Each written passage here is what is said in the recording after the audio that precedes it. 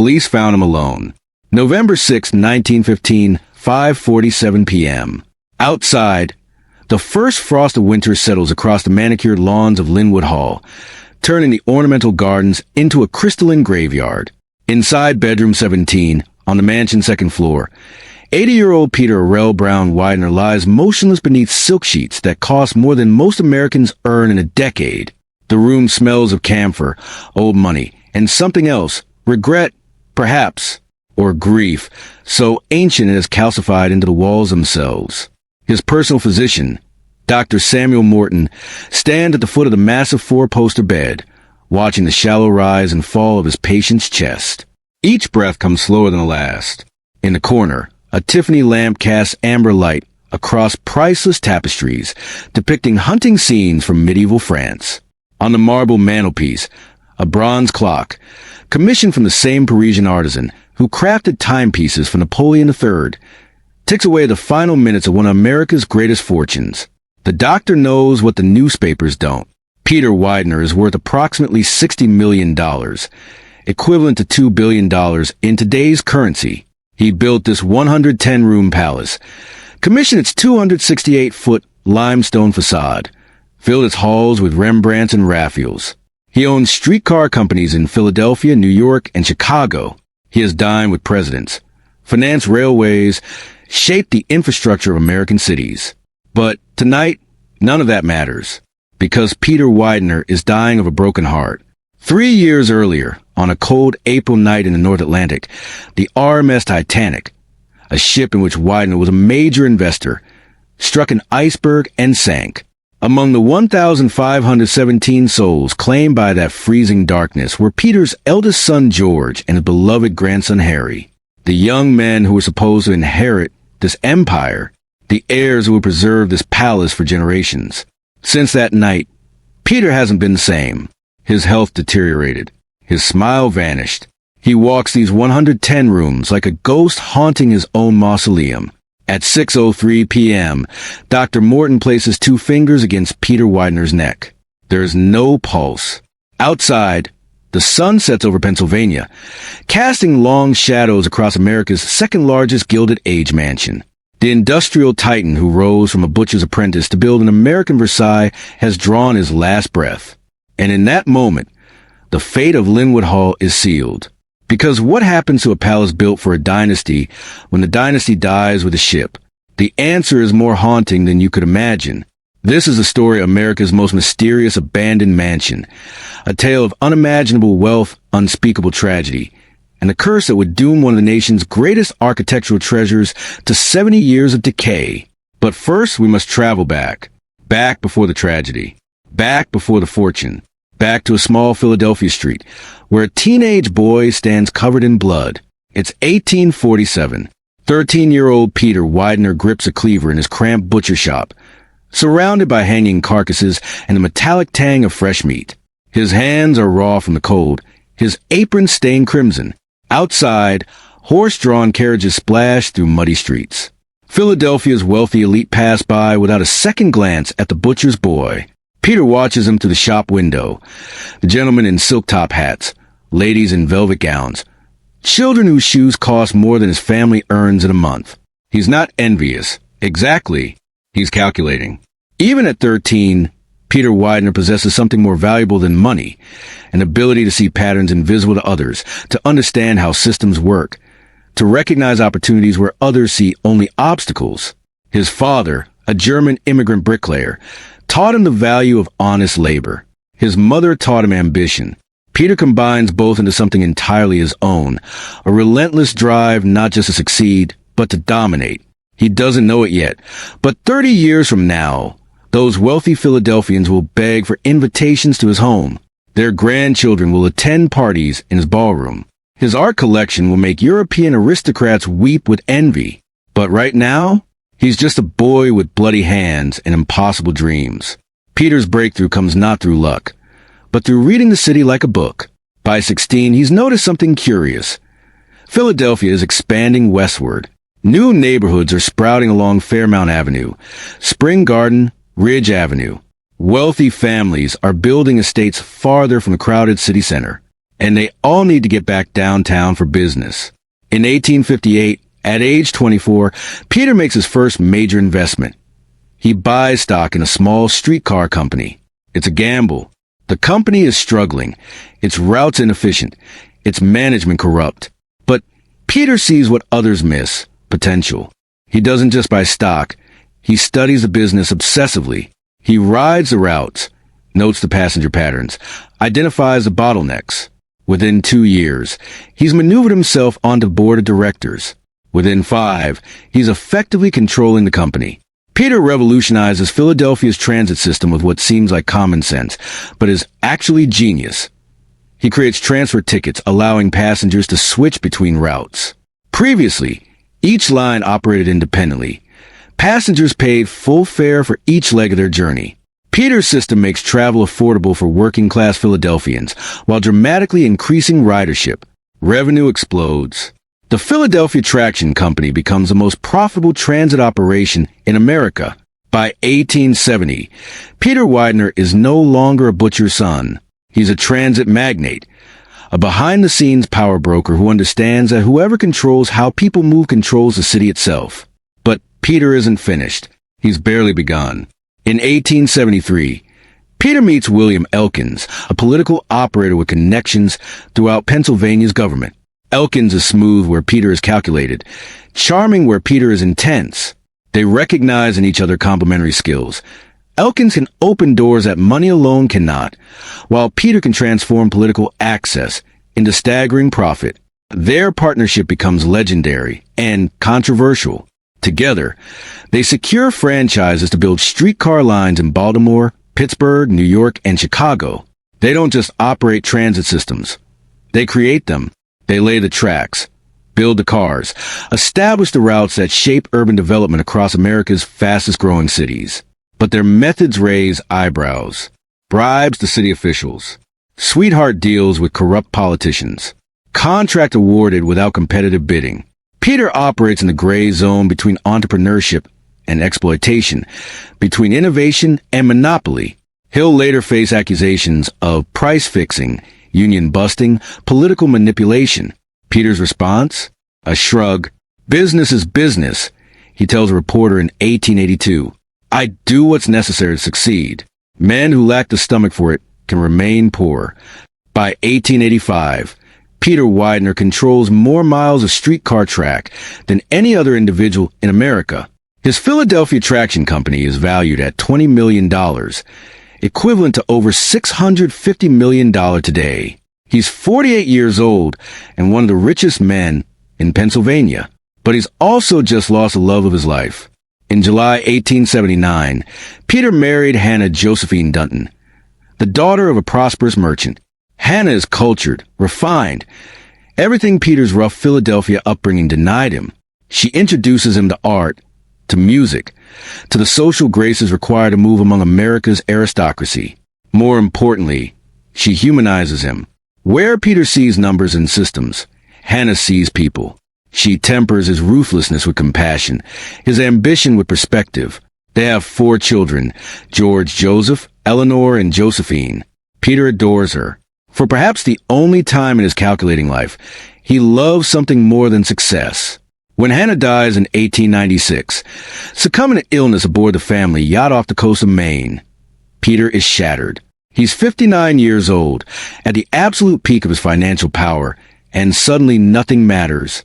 The money feels hollow. The mansions feel empty. The art collection feels like a mausoleum. His Philadelphia townhouse at 1200 North Broad Street, a magnificent residence that would satisfy most millionaires, becomes unbearable. Every room reminds him of Hannah.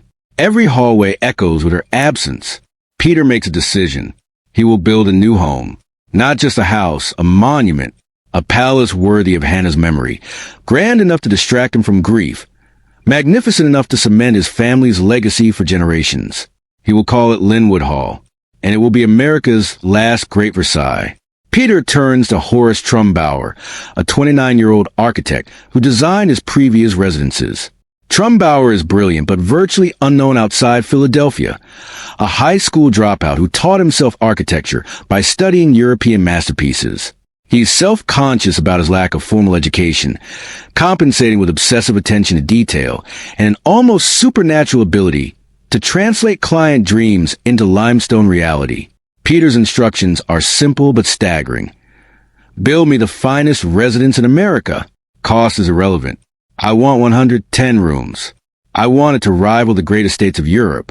I want every president, every industrialist, every artist who sees it to understand the Widener name means excellence. Trumbauer begins sketching. He draws inspiration from Prior Park in Bath, England, a Palladian masterpiece overlooking rolling hills. He studies Ballingarry House in New Jersey, examining how American architecture can incorporate European grandeur without slavish imitation. The resulting design is breathtaking. A neoclassical revival palace built in a T-shape, measuring 268 feet long by 215 feet deep. The exterior will be constructed from Indiana limestone, the finest available.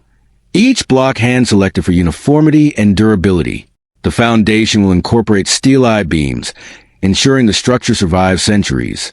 The house will have 110 rooms, including 55 bedrooms, 20 bathrooms, a grand ballroom capable of hosting 1,000 guests, a private art gallery, a swimming pool, a squash court, a bowling alley, wine cellars capable of storing 10,000 bottles, and its own electrical power plant. The estimated cost? $8 million, equivalent to $296 million today. Peter doesn't blink. Start construction immediately.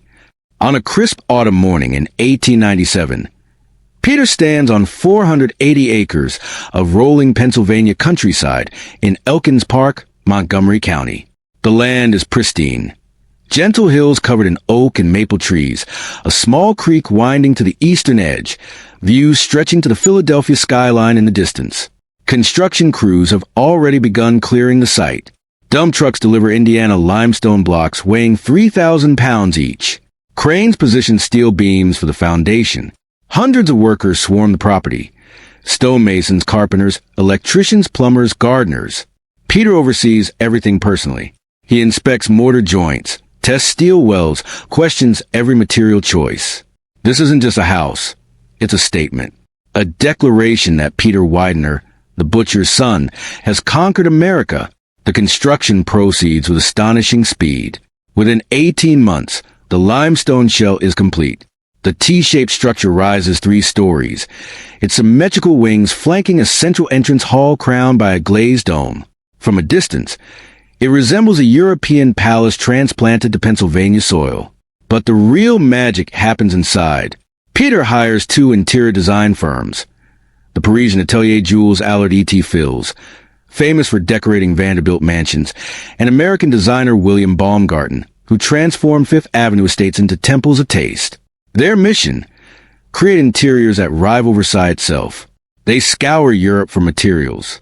From a chateau being demolished in the Loire Valley, they purchase 18th century walnut paneling. From an Italian palazzo, they acquire hand-carved marble fireplaces. From Versailles itself, or so the story goes, they obtain furniture tagged as belonging to Louis XV court. The entrance hall becomes a neoclassical masterpiece. Massive Corinthian columns rise 30 feet to support a coffered ceiling decorated with gold leaf. The floor is laid with different types of marble in geometric patterns.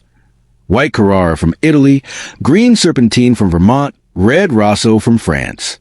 The walls are covered in stone, a pale limestone that glows honey-colored in gaslight.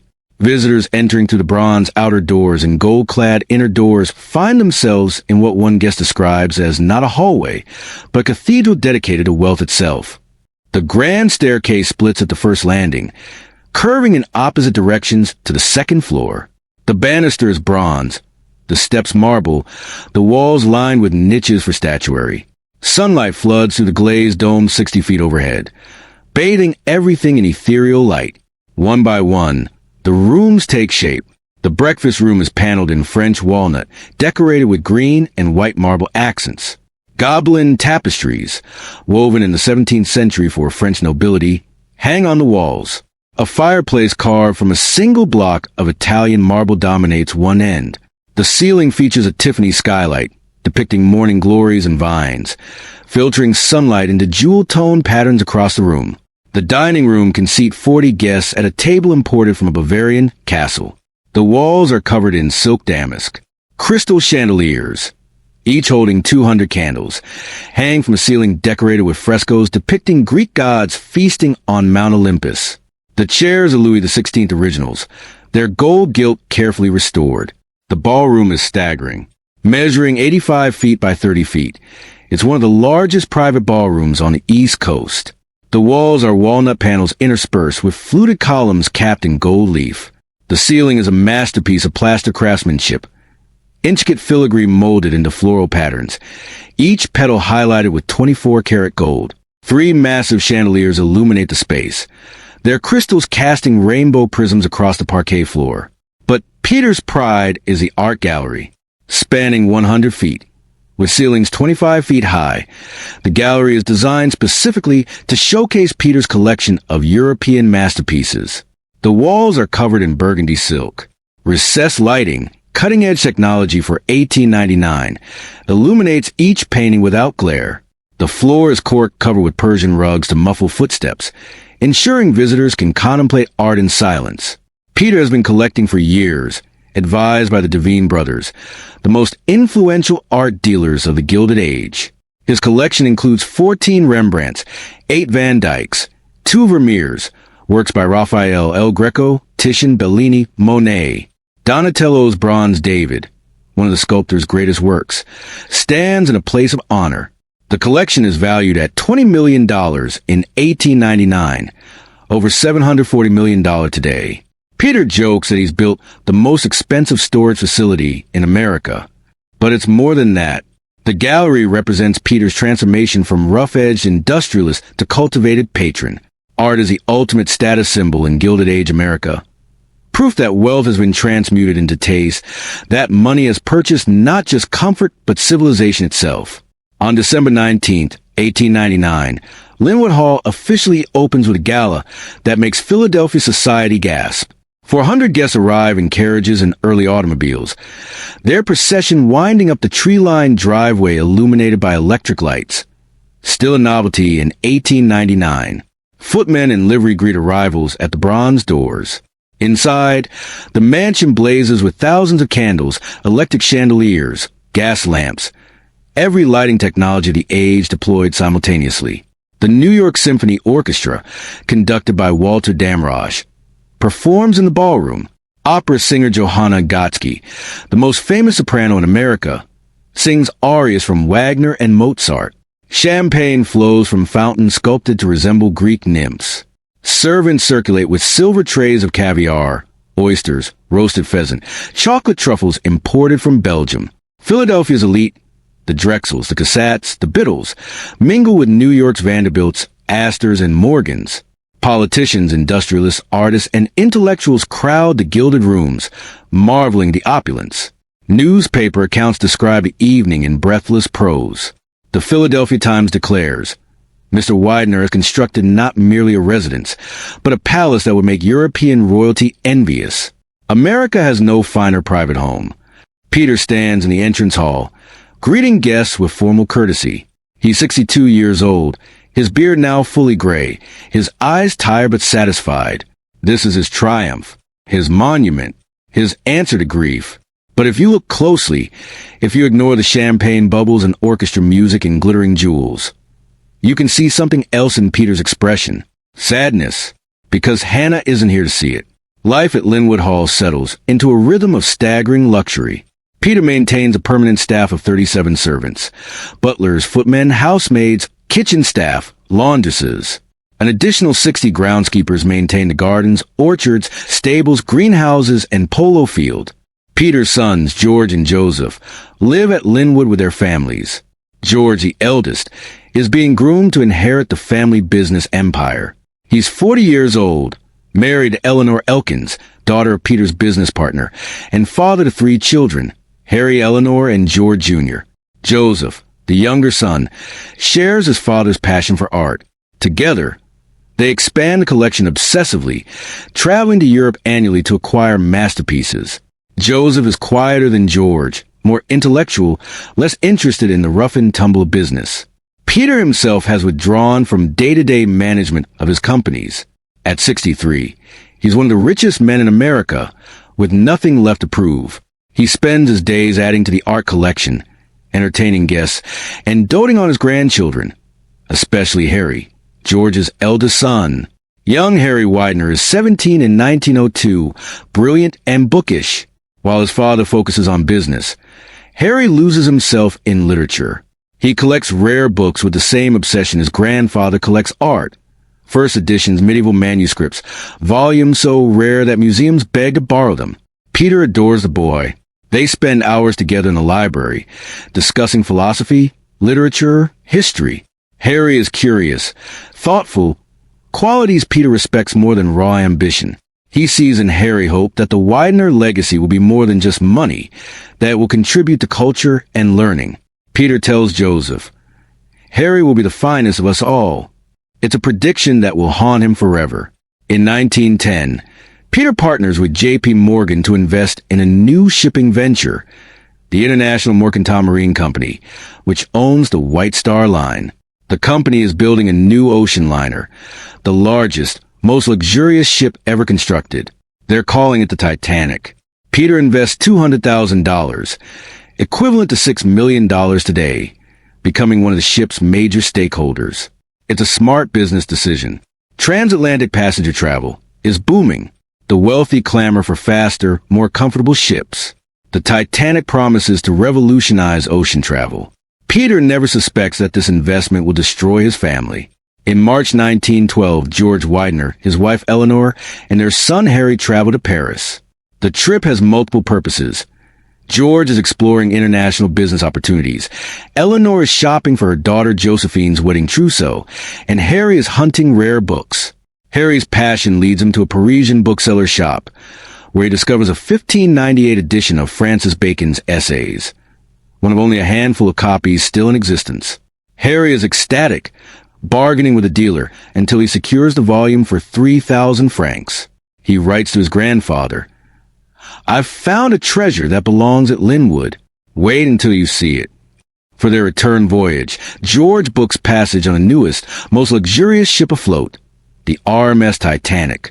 The family boards in Southampton on April 10, 1912. The Titanic is everything promised. A floating palace with marble Turkish baths, a grand staircase rivaling Lynnewood's own, first-class suites more opulent than most homes. The Wideners are assigned some of the finest cabins on B deck. On April 14th, the ship's fifth night at sea, George and Eleanor host a dinner party in the ship's a la carte restaurant. Captain Edward J. Smith, the White Star Line's most celebrated commander, attends as guest of honor. They dine on oysters, filet mignon, foie gras, peaches and chartreuse jelly. Champagne flows. Conversation sparkles. After dinner, the men retire to the smoking room for cigars and brandy.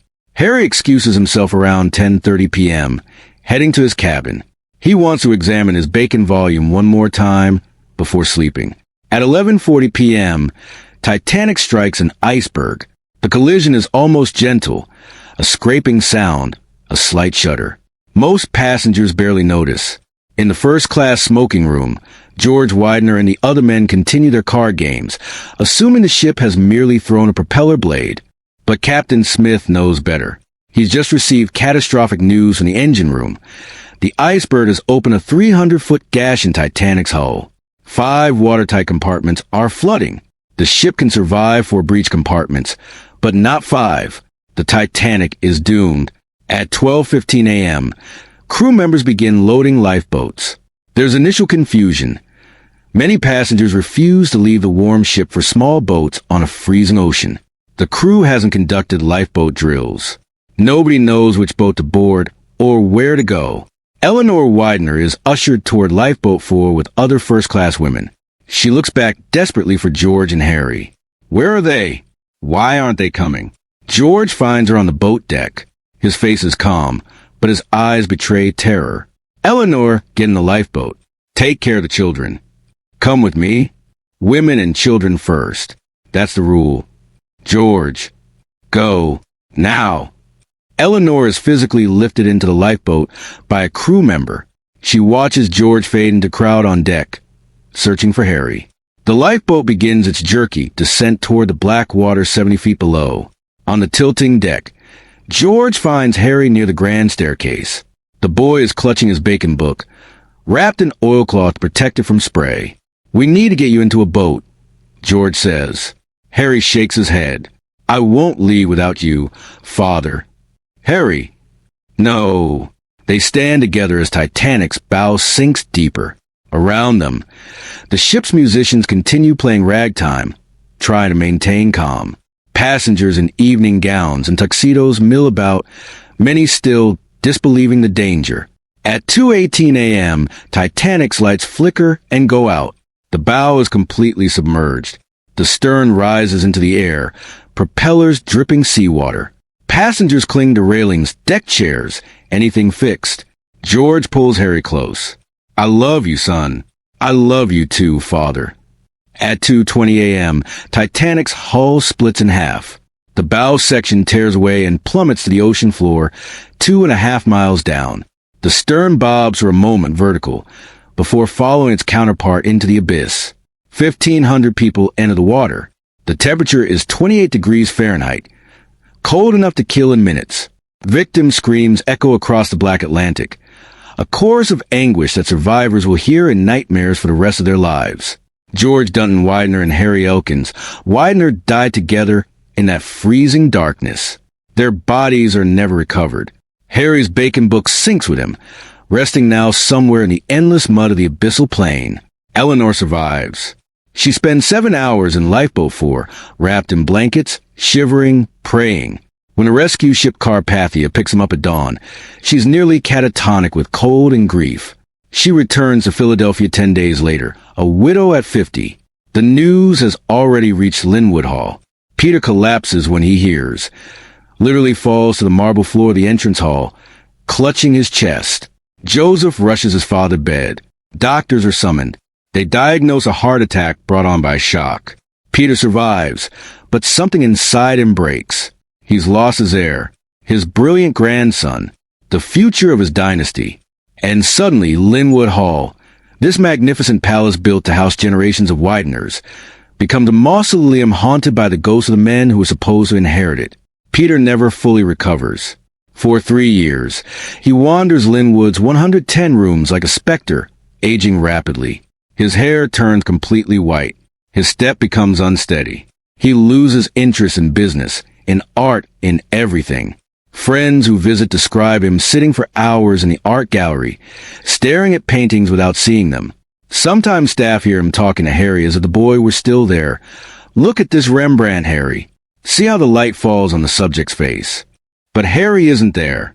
Harry is gone, sleeping in the cold Atlantic alongside his father, alongside 1,500 others. Eleanor, too, is shattered. She converts Lynnewood's library into a memorial to her son and husband. She commissions a portrait of Harry, which hangs above the fireplace. She donates $2 million to Harvard University to build the Harry Elkins Widener Memorial Library, which opens in 1915 as one of the world's greatest repositories of rare books. But money cannot fill the void. Nothing can. On November 6, 1915, 3.5 years after the Titanic, Peter Widener dies at Lynnewood Hall. He's 80 years old. The official cause is heart failure, but everyone knows the truth. He died of a broken heart.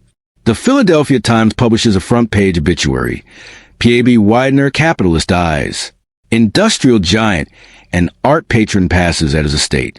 Built American Versailles. But the article misses the real story.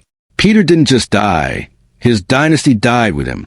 The family's direct male line is broken. George and Harry, who should have inherited everything, are gone. Lynnewood Hall passes to Joseph, Peter's surviving son.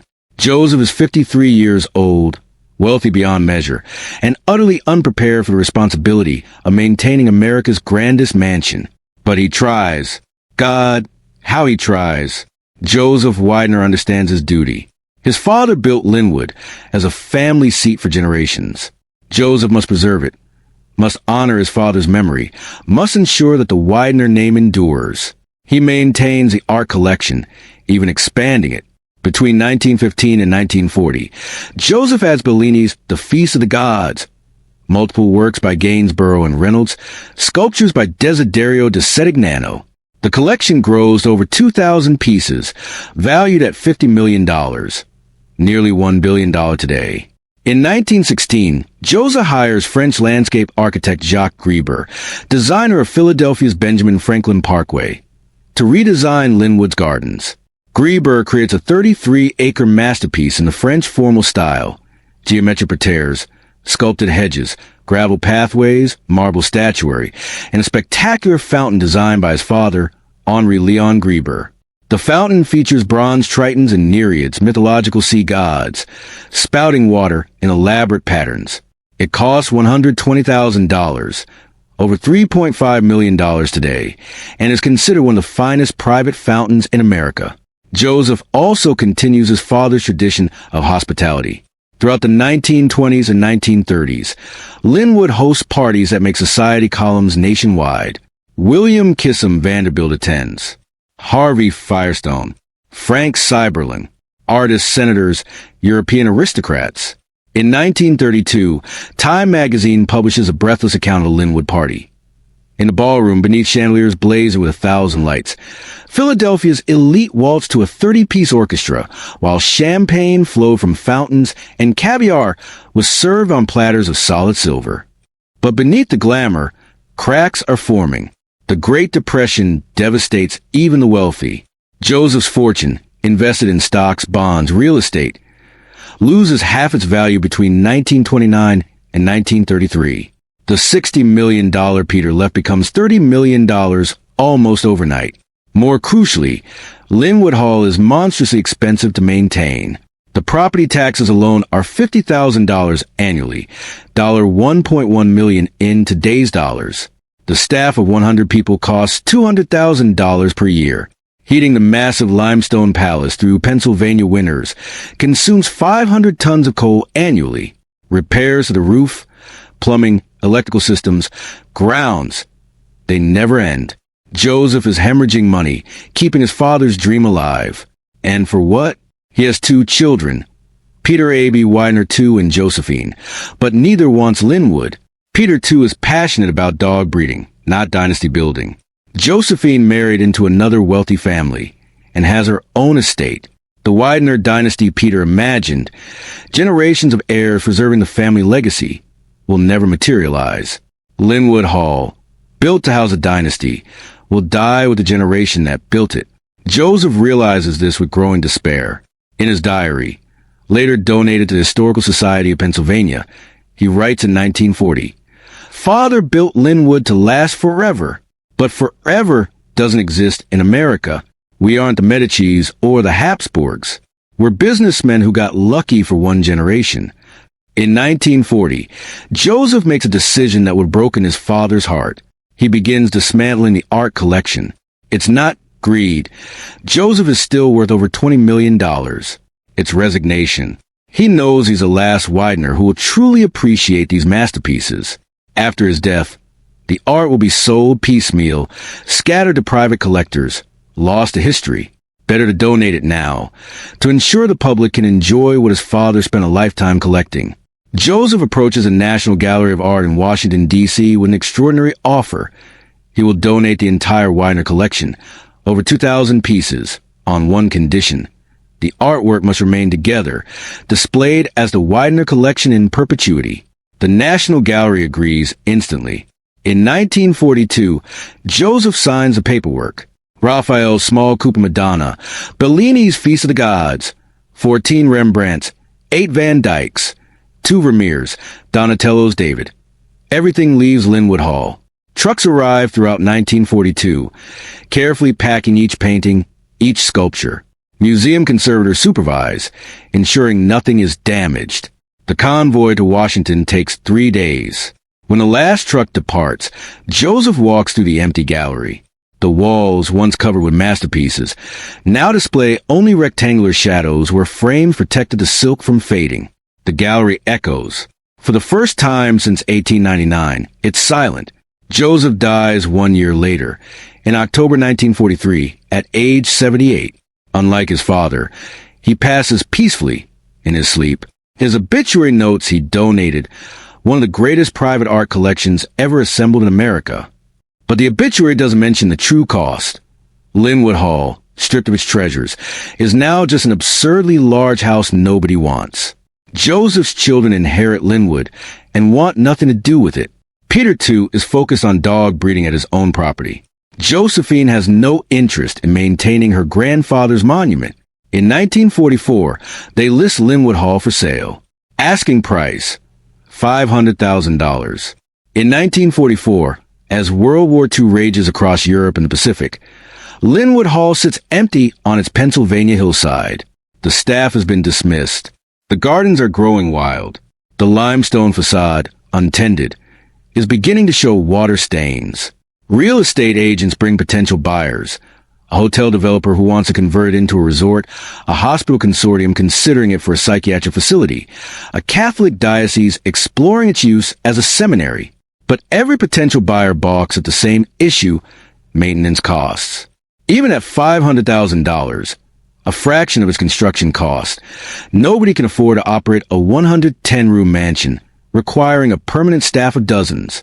In 1946, the asking price drops to $300,000, then $250,000. In 1948, a developer finally purchases Lynnewood Hall for $130,000, just 1.6% of its original construction cost.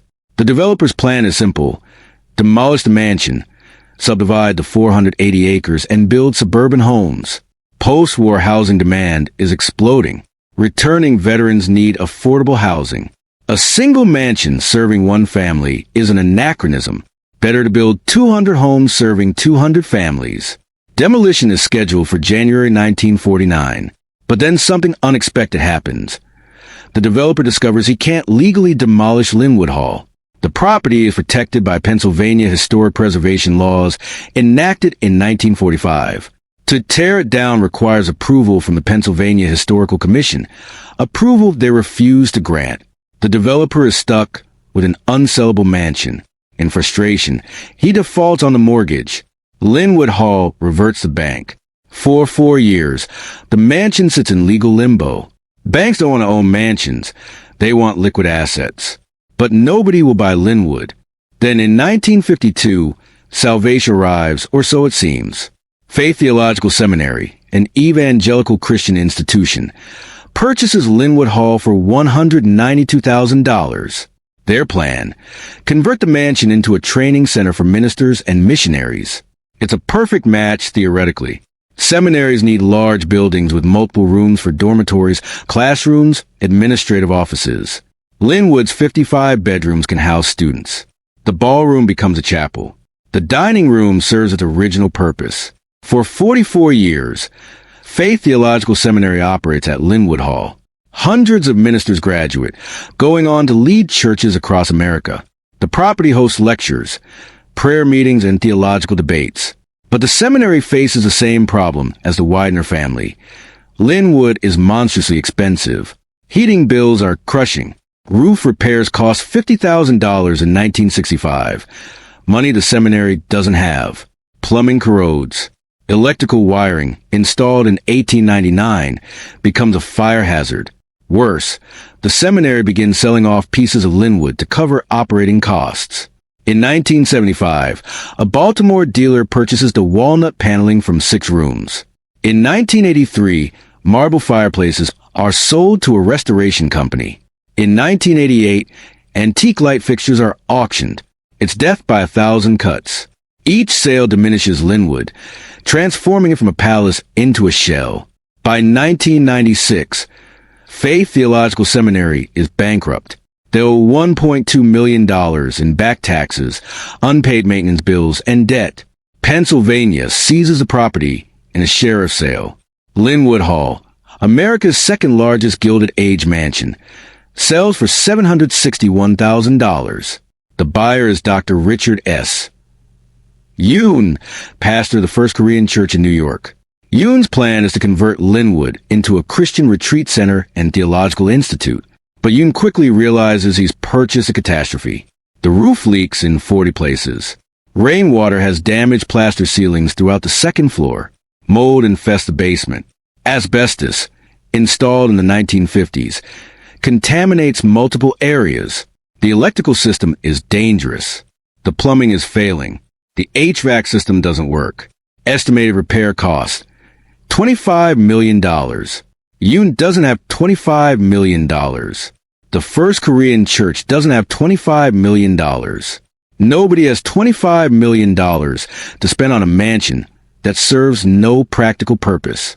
Yoon tries for years to secure financing, to attract donors, to partner with preservation organizations. He proposes converting Lynnewood into a museum, a university campus, a hotel. Every proposal fails. In 2003, the Preservation Alliance for Greater Philadelphia adds Lynnewood Hall to its list of endangered historic properties. The designation changes nothing. The mansion continues deteriorating. By 2014, Lynnewood Hall is effectively abandoned. Yoon can't maintain it. He can't sell it. He can't afford to fix it. The property becomes a magnet for vandals, trespassers, and urban explorers. In 2021, photographer Leland Kent gains permission to document Lynnewood's interior. His images are heartbreaking. The grand entrance hall, once the crown jewel of American architecture, is water-stained and crumbling. The Corinthian columns are intact, but the marble floor is hidden under decades of grime. The glazed dome leaks, creating puddles that freeze in winter, cracking the marble. The ballroom, where Philadelphia's elite once waltzed beneath crystal chandeliers, is a hollow shell. The walnut paneling was sold in 1975. The chandeliers were auctioned in 1988. All that remains is the gilded ceiling, its gold leaf peeling in long strips. The art gallery is an empty echo chamber. The walls, once burgundy silk, are water-stained and moldy. The cork floor is rotting. Sunlight streams through broken windows, illuminating dust motes hanging in the dead air. The bedrooms are desolate.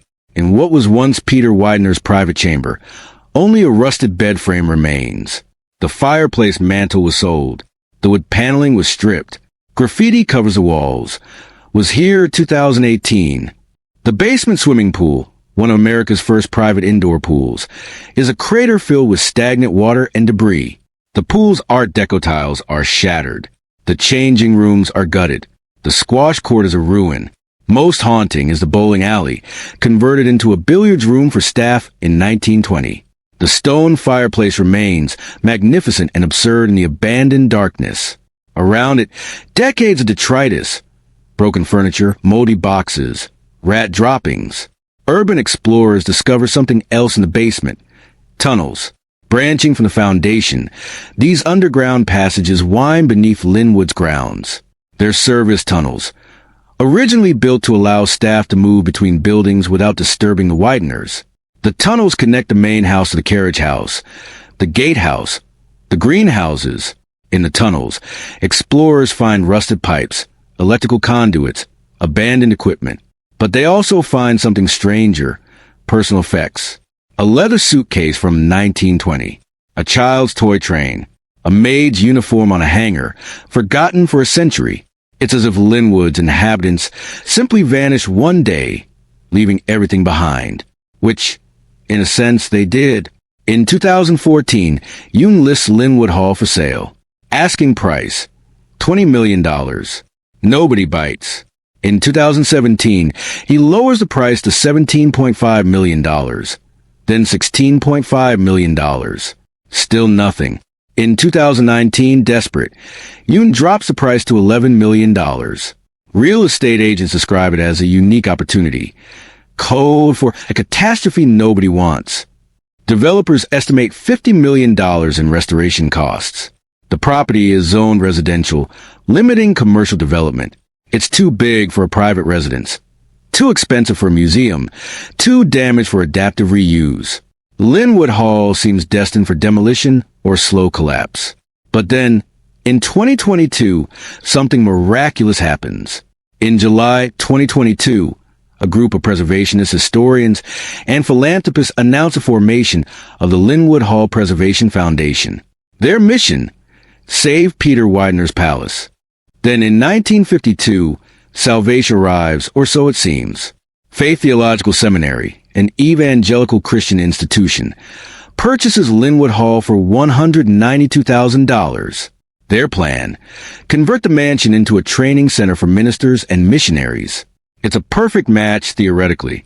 Seminaries need large buildings with multiple rooms for dormitories, classrooms, administrative offices. Lynnewood's 55 bedrooms can house students. The ballroom becomes a chapel. The dining room serves its original purpose. For 44 years, Faith Theological Seminary operates at Lynnewood Hall. Hundreds of ministers graduate, going on to lead churches across America. The property hosts lectures, prayer meetings, and theological debates. But the seminary faces the same problem as the Widener family. Lynnewood is monstrously expensive. Heating bills are crushing. Roof repairs cost $50,000 in 1965. Money the seminary doesn't have. Plumbing corrodes. Electrical wiring, installed in 1899, becomes a fire hazard. Worse, the seminary begins selling off pieces of Lynnewood to cover operating costs. In 1975, a Baltimore dealer purchases the walnut paneling from 6 rooms.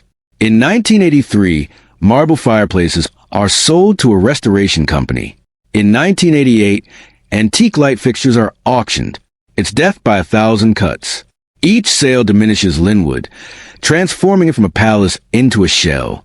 By 1996, Faith Theological Seminary is bankrupt. They owe $1.2 million in back taxes, unpaid maintenance bills, and debt.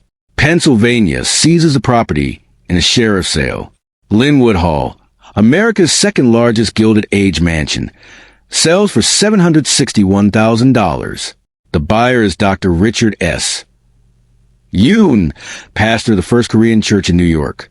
Yoon's plan is to convert Lynnewood into a Christian retreat center and theological institute. But Yoon quickly realizes he's purchased a catastrophe. The roof leaks in 40 places. Rainwater has damaged plaster ceilings throughout the second floor. Mold infests the basement. Asbestos, installed in the 1950s, contaminates multiple areas. The electrical system is dangerous. The plumbing is failing. The HVAC system doesn't work. Estimated repair cost: $25 million. Yoon doesn't have $25 million. The First Korean Church doesn't have $25 million. Nobody has $25 million to spend on a mansion that serves no practical purpose. Yoon tries for years to secure financing, to attract donors, to partner with preservation organizations. He proposes converting Lynnewood into a museum, a university campus, a hotel. Every proposal fails. In 2003, the Preservation Alliance for Greater Philadelphia adds Lynnewood Hall to its list of endangered historic properties. The designation changes nothing. The mansion continues deteriorating. By 2014, Lynnewood Hall is effectively abandoned. You can't maintain it. He can't sell it. He can't afford to fix it. The property becomes a magnet for vandals, trespassers, and urban explorers. In 2021, photographer Leland Kent gains permission to document Lynnewood's interior. His images are heartbreaking. The grand entrance hall, once the crown jewel of American architecture, is water-stained and crumbling. The Corinthian columns are intact, but the marble floor is hidden under decades of grime. The glazed dome leaks, creating puddles that freeze in winter, cracking the marble. The ballroom, where Philadelphia's elite once waltzed beneath crystal chandeliers, is a hollow shell. The walnut paneling was sold in 1975. The chandeliers were auctioned in 1988. All that remains is the gilded ceiling, its gold leaf peeling in long strips. The art gallery is an empty echo chamber. The walls, once burgundy silk, are water-stained and moldy. The cork floor is rotting. Sunlight streams through broken windows, illuminating dust motes hanging in the dead air. The bedrooms are desolate. In what was once Peter Widener's private chamber, only a rusted bed frame remains. The fireplace mantel was sold. The wood paneling was stripped. Graffiti covers the walls. Was here 2018. The basement swimming pool, one of America's first private indoor pools, is a crater filled with stagnant water and debris. The pool's Art Deco tiles are shattered. The changing rooms are gutted. The squash court is a ruin. Most haunting is the bowling alley, converted into a billiards room for staff in 1920. The stone fireplace remains, magnificent and absurd in the abandoned darkness. Around it, decades of detritus, broken furniture, moldy boxes, rat droppings. Urban explorers discover something else in the basement. Tunnels. Branching from the foundation, these underground passages wind beneath Lynnewood's grounds. They're service tunnels, originally built to allow staff to move between buildings without disturbing the Wideners. The tunnels connect the main house to the carriage house, the gatehouse, the greenhouses. In the tunnels, explorers find rusted pipes, electrical conduits, abandoned equipment. But they also find something stranger, personal effects. A leather suitcase from 1920, a child's toy train, a maid's uniform on a hanger, forgotten for a century. It's as if Lynnewood's inhabitants simply vanished one day, leaving everything behind, which, in a sense, they did. In 2014, Yoon lists Lynnewood Hall for sale. Asking price, $20 million. Nobody bites. In 2017, he lowers the price to $17.5 million. Then $16.5 million. Still nothing. In 2019, desperate, Yoon drops the price to $11 million. Real estate agents describe it as a unique opportunity. Code for a catastrophe nobody wants. Developers estimate $50 million in restoration costs. The property is zoned residential, limiting commercial development.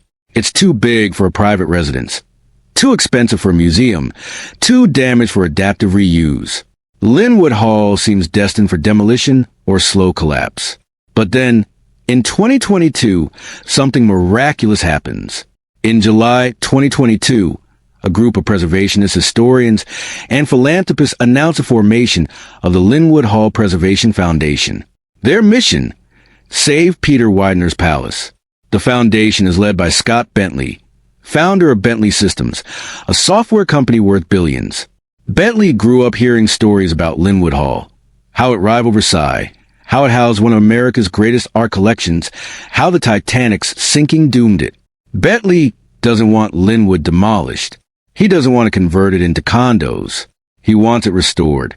In February 2023, the foundation announces it has reached a purchase agreement with Dr. Yoon.